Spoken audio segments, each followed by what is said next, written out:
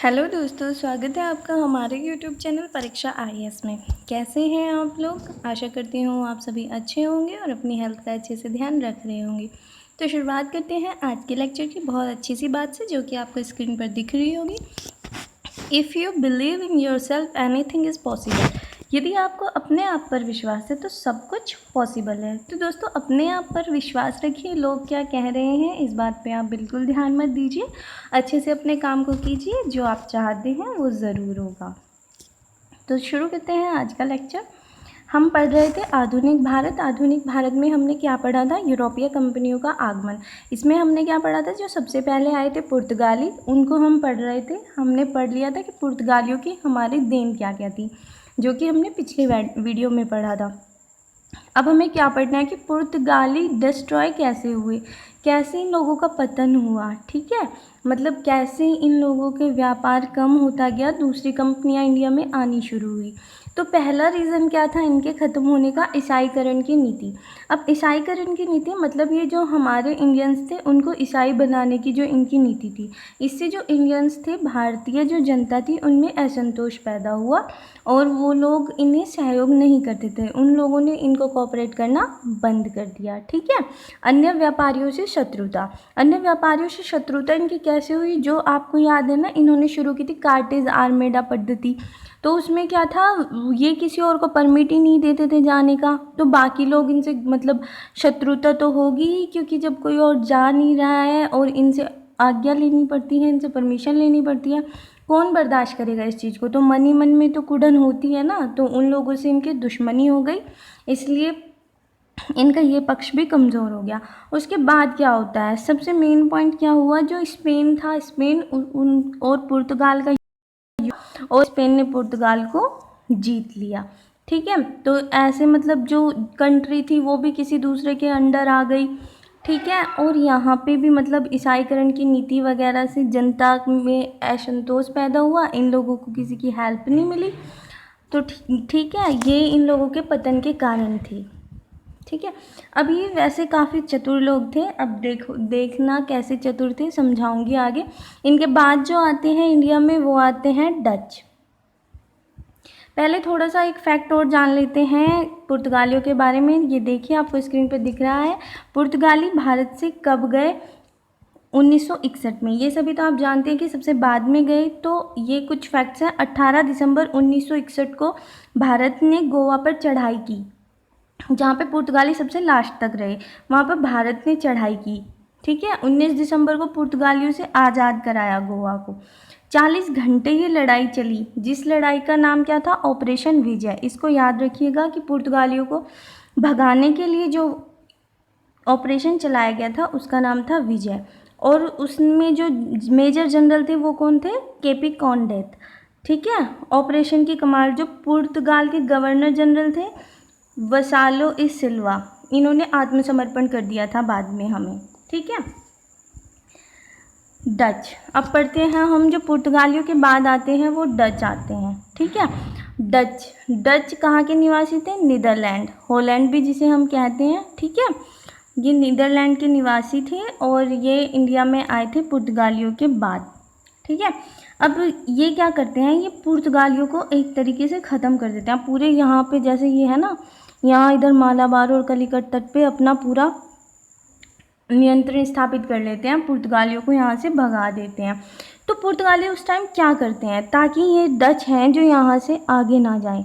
ठीक है, पुर्तगाली उस टाइम क्या करते हैं? ये बड़े तेज होते हैं। ये पुर्तगाली अपनी, इनकी एक राजकुमारी होती है कैथरीन, ठीक है, उसका विवाह कर देते हैं ब्रिटिश राजकुमार से। और उसे क्या दे देते हैं? ये यहाँ पे जो बॉम्बे है ना, वो दहेज में दे देते हैं। अब देखिए, जो ब्रिटिशर्स थे वो डच से भी ज़्यादा मजबूत थे। अब यहाँ पे जब वो बॉम्बे दे देते हैं तो मतलब डच के विस्तार पे एक तरीके से फुल स्टॉप लग जाता है। अपने से बड़ी चीज़ से कौन उलझना चाहेगा? ब्रिटिशर्स डच से भी ज़्यादा मजबूत थे। ठीक है, तो वो इसे यहाँ पुर्तगाली जो होते हैं बॉम्बे दे देते हैं वो, ताकि ये लोग आगे बढ़ ही ना पाए। यहाँ पे डच की शक्ति पे फुल स्टॉप लग जाता है। अच्छा, डच आते क्यों हैं? डच इंडिया में क्यों आते हैं? ये बात अच्छा आप बताऊँ आपको। ये इसलिए आते हैं कि मतलब जो डच होते हैं उस टाइम स्पेन के अंडर होते हैं पहले, तो वो तभी तभी आज़ाद हुए होते हैं। अब उन्हें विकास के लिए कुछ जगह चाहिए होती है, और उन्हें विकास के लिए सबसे ईजी जगह क्या लगती है? इंडिया। इसलिए वो इंडिया में आ जाते हैं। ठीक है, जो डच की जो कंपनी होती है, सबसे पहली बात वो कोई प्राइवेट कंपनी नहीं होती। डच की जो कंपनी होती है वो सरकारी कंपनी होती है। मतलब जो नीदरलैंड की गवर्नमेंट होती है वो डच कंपनी को भेजती है 1602 में, जो कि जिसका नाम होता है संयुक्त पूंजी कंपनी। ठीक है, इसको में जो ब्रिटेन की नीदरलैंड की जो गवर्नमेंट होती है वो क्या करती है, इसे 21 वर्षों के लिए अनुमति प्रदान करती है कि ये पूर्व के देशों के साथ व्यापार कर सकती है। ठीक है, पूर्व के देशों के साथ व्यापार भी कर सकती है, और अगर इसे युद्ध करना पड़े तो ये युद्ध भी कर सकती है, और अपने क्षेत्र को बढ़ा भी सकती है। अपना जो एरिया है, अधिकार क्षेत्र है जो, उसे बढ़ा भी सकती है युद्ध करके या किसी भी तरीके से। ठीक है, तो आई होप आपको क्लियर हो रहा होगा कि जो डच संसद होती है वो देती है संयुक्त पूंजी कंपनी को अनुमति। ठीक है, अब डच क्या करते हैं? डच किसे केंद्र बनाते हैं? डच बनाते हैं इंडोनेशिया को अपना केंद्र। ठीक है, इंडोनेशिया को अपना केंद्र बनाते हैं, जिसे वटाविया भी हम के नाम से हम जानते हैं, यहाँ पे बनाते हैं वो अपना केंद्र। आई होप आप लोगों को क्लियर हो रहा होगा। चलिए आगे चलते हैं। अब जो इंडिया में प्रथम डच कारखाना होता है वो कहाँ पे है? वो है मसूलीपट्टनम। ठीक है, कब लगाते हैं ये इसे?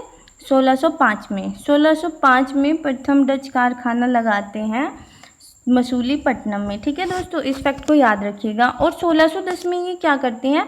पुलिकट में एक फैक्ट्री लगाते हैं। पुलिकट में कैसे लगाते हैं? पहले चंद्रगिरी के जो राजा होते हैं उनसे समझौता करते हैं। ठीक है, चंद्रगिरी के राजा से समझौता करने के बाद पुलिकट में ये उनकी परमिशन से फैक्ट्री लगाते हैं, और यहीं पे अपना मुख्यालय भी बना लेते हैं। पहले इनका केंद्र कहाँ होता है? इंडोनेशिया। ठीक है, और जो इंडिया में जो डच कंपनी होती है वो भी इंडोनेशिया के प्रति ही उत्तरदायी होती है। ठीक है, उसके बाद 1610 में जब ये पुलिकट में फैक्ट्री लगा लेते हैं तो ये वहीं पे क्या करते हैं? उसे ही अपना केंद्र भी बना लेते हैं। ठीक है, और यहीं पे क्या करते हैं? पैगोडा नाम से एक सिक्का चलाते हैं जो कि सोने से बना होता है। ठीक है दोस्तों, सोने से बना जो सिक्का होता है जो डच चलाते हैं उसे पैगोडा सिक्का कहते हैं, ये याद रखिएगा। बंगाल में जो फैक्ट्री लगाते हैं ये 1627 में पिपली में लगाते हैं। ठीक है, डचेस के बारे में जानने के लिए ज़्यादा कुछ नहीं है। वैसे सबसे ज़्यादा इम्पोर्टेंट हमारी ब्रिटिश ईस्ट इंडिया कंपनी है जो कि इंडिया में इस्टेब्लिश होती है, और बहुत लंबे टाइम तक वो चलती भी है और इंडिया पे अपना एक तरीके से राज भी करती है। ठीक है, बाकी तो ये आएंगे और इनको सबको वो साइड कर देगी।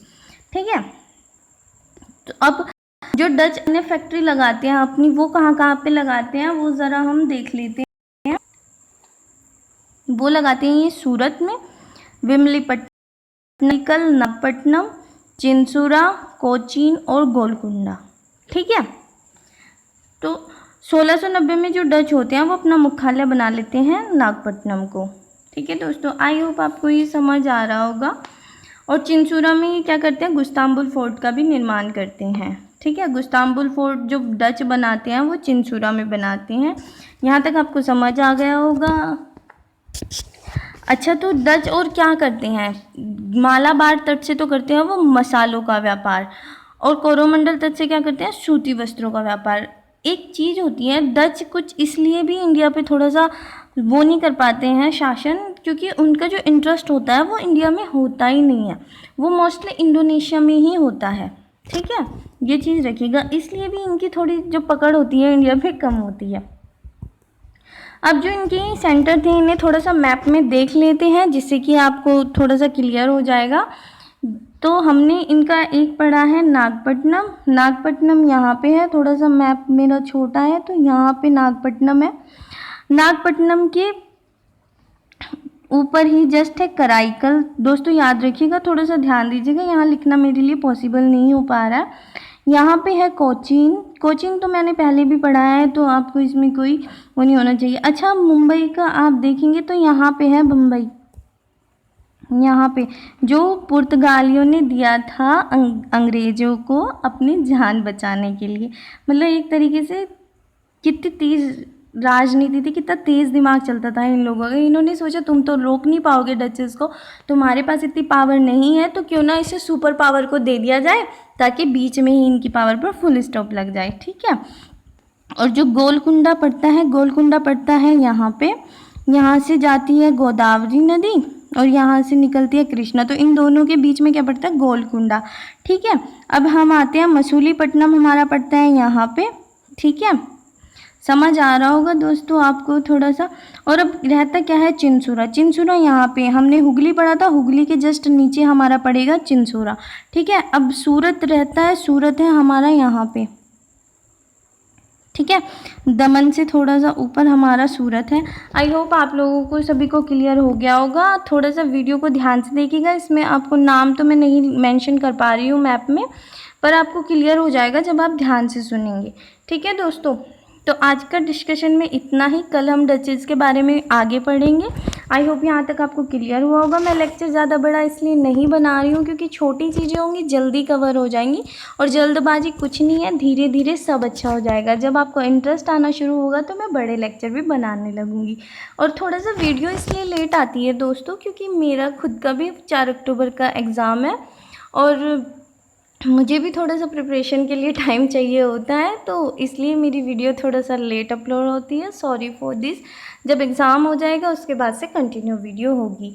तो ठीक है, अगर दोस्तों लेक्चर पसंद आया है तो लाइक कीजिए, शेयर कीजिए, कमेंट कीजिए। क्या चीज़ अच्छी लगी है वो भी कमेंट में बताइए, और क्या अच्छा नहीं लगा है या मुझे क्या इम्प्रूव करना चाहिए वो भी आप ज़रूर बताइएगा। थैंक यू दोस्तों।